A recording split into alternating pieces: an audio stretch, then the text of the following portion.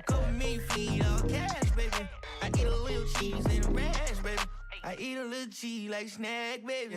What's going on, YouTube? Back with another video. Today we'll be talking about the process of playing overseas. Playing overseas is a must if you're serious about the game. Some play for years and some others only play a few years. So it really just depends what your long-term goals are. But I feel like you have to at least experience it for a few years because you get to experience a whole new culture, a whole new country, you get to meet new people, and you actually get paid to play basketball. The major differences that I've noticed with overseas professional basketball is how much of a business it is and how much freedom you have. It's a business because unlike college, a coach can't really kick you off the team because they don't like you or because you're not playing well. They're not allowed to do that. But in professional basketball, they are allowed to just kick you off the team and terminate the contract for whatever reason.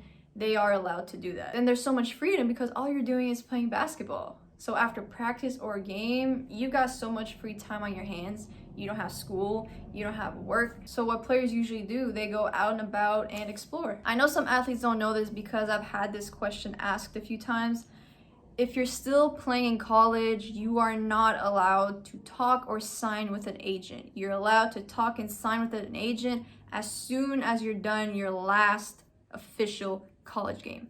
Before that, you're not allowed. So my season ended mid-March and I started reaching out to agents in the month of April. It's much easier to sign to play overseas right after you finish college. It's harder if you have a gap. So for example, let's say you're 2 years out of college and now you decide to play overseas. That's tough. Or let's say you've been playing overseas for 2 years and then you decide to take a year off just because without a valid reason.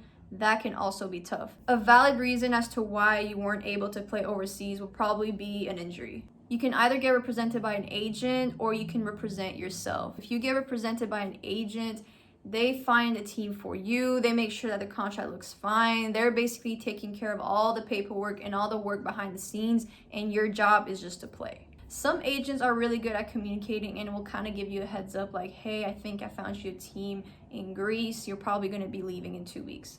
Other agents, they kind of ignore your messages. They'll let you know last minute like, hey, found you a team in Greece. You're leaving in 3 days. So it really just depends what kind of agent you have. That's why you have to make sure that you do your research well and that you sign with an agent that you trust and that you can communicate with. I found my agent through a friend. And when I looked up his credentials, I noticed that he signed a few players that I personally know. So I figured he's a good agent. So I emailed him, we got on the phone, and then I got signed. The process was really quick. I emailed him, he replied like an hour later, we got on the phone a few days later, and then I signed with him a week later. If you want to represent yourself, you have to take care of everything. Paperwork, you have to make sure that the contract looks fine, you have to find yourself a team, you have to send highlight film, but you have to be really smart. You have to know what you're doing. That's why it's recommended to get an agent because that agent most likely knows more than you. But I mean, if you know how the business works, then you can represent yourself, but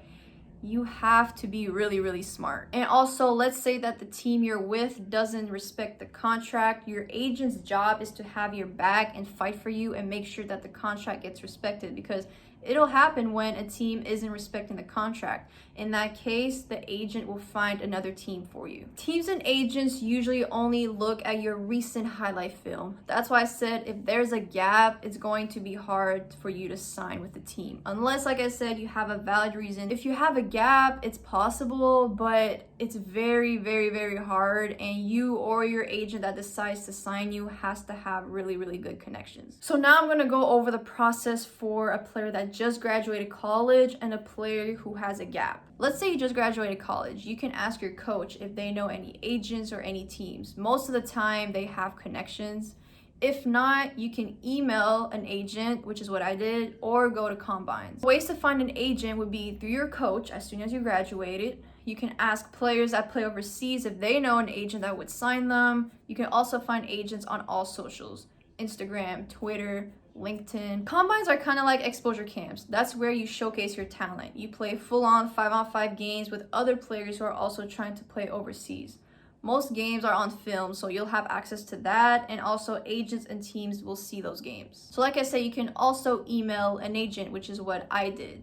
The email to an agent versus a college coach is a little different. So we'll start with a player who just graduated college. Before you email an agent, make sure you do your research on them. Look up the credentials. Who are they? Who have they signed? Where do they send their players? Are they FIBA certified? Do they find a team for all the players they sign? Being FIBA certified means that they're credible. A lot of agents out there claim they're agents, but they're not. They're scammers. So that's why you want to do your research. And if you know a player that's signed with that agent, I would ask the player questions and kind of get their feedback on the agent. Now, as you're writing your email to the agent, you want to use a professional email. So I would use your first, last name, and a small number. You want to have proper greeting.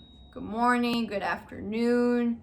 You don't want to use hey, yo, what's up, okay? This is an agent, this is business, this is professional. Brief intro of who you are. Agents are all about business, business, business, business.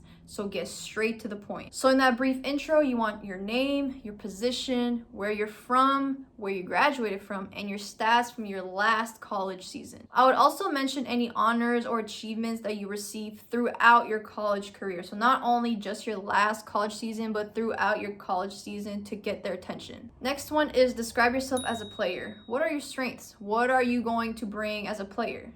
Again, brief and straight to the point. And then a link to your highlight film and a full game of your last college season. Only if you graduated as a senior, your highlight film and your full game has to be from your senior season, not from junior, not from sophomore, not from freshman. It has to be from senior. And then lastly, you want your contact information. So you want your full name, your email, and your phone number. Now we're gonna jump into the process of a player who already graduated college and has a gap now. So the email is pretty similar, except when it comes to giving out a link of your highlight film, because it has to be recent and you haven't played in X amount of years, I would suggest that you go to a combine so you can create a highlight film and also get a full game. And then when you give out a brief intro of who you are, you want to explain why you didn't play for an X amount of years. So everything stays the same in that paragraph. You have your name, where you're from, your stats from your combine, and your position, plus why you didn't play for an X amount of years. There's also this app called Basketball Overseas Connection. Apparently it's the #1 app for players looking for a pro contract. I've never checked it out. I already had signed, so I never checked that app out, but apparently it's really good, it's legit, so you could also check that out. I hope that was helpful. That was another question that I received a lot these past few months is what is the process to play overseas? So I hope that answered some of y'all questions. You already know what to do. Don't forget to like, comment, and subscribe. If you have any questions, please do not hesitate to ask in the comment section. I reply to all messages. I will see you underdogs later. I'm breaking chains, yeah. Tummy feeling bubbly off the rose. Friends turn to foes, haters tell them go away. Rappers making shiggy dance like a soul train.